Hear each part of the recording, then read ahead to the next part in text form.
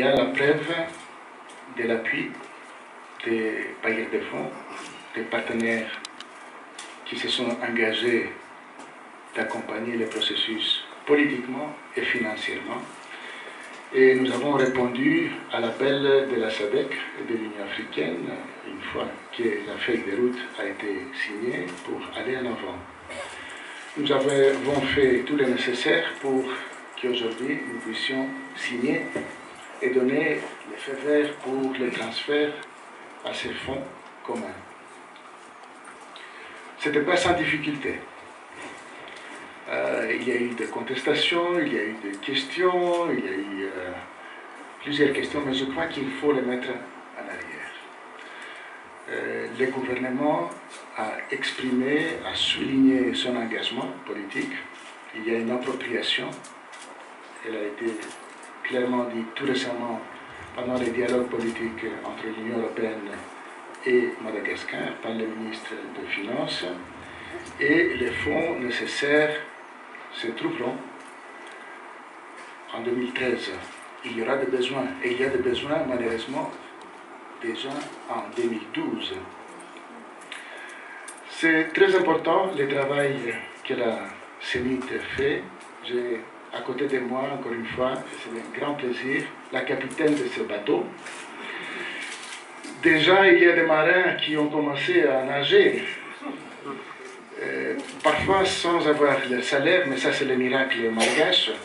Tous les recenseurs qui font un travail formidable et nous allons les payer, les appuyer. Les payer, j'espère. Les payer.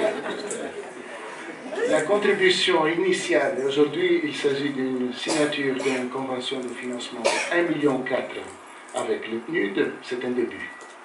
Et au niveau européen, Union européenne, euro. Ça va continuer, j'espère, à la fin de cette semaine-ci, début de la semaine prochaine, avec des ONG spécialisées pour l'éducation, sensibilisation des électeurs et aussi des médias. Ce sont des activités extrêmement importantes.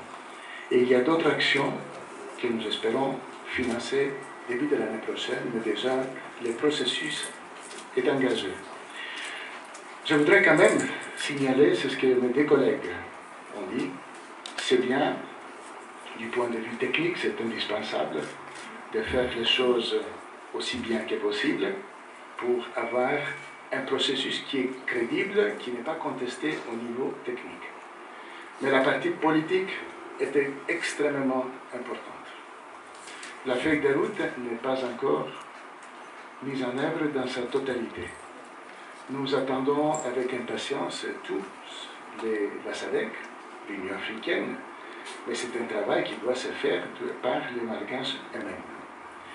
Nous espérons bien qu'on ne laisse pas cette responsabilité à la capitaine de ce bateau, mais que tous les dieux, entre guillemets, les acteurs politiques vont faire le nécessaire pour qu'il y ait, pas une tempête pendant cette période cruciale, mais qu'il y ait une calme, un apaisement qui est absolument nécessaire, essentiel pour le bon déroulement de cette élection cruciale, de ce processus crucial, parce que ce n'est pas une élection, sinon ce serait très facile, et que dans 8 mois, 12 mois, on aura vraiment un retour à l'ordre constitutionnel, et avec ce retour, le retour des bailleurs de fonds qui vont faire tout le nécessaire.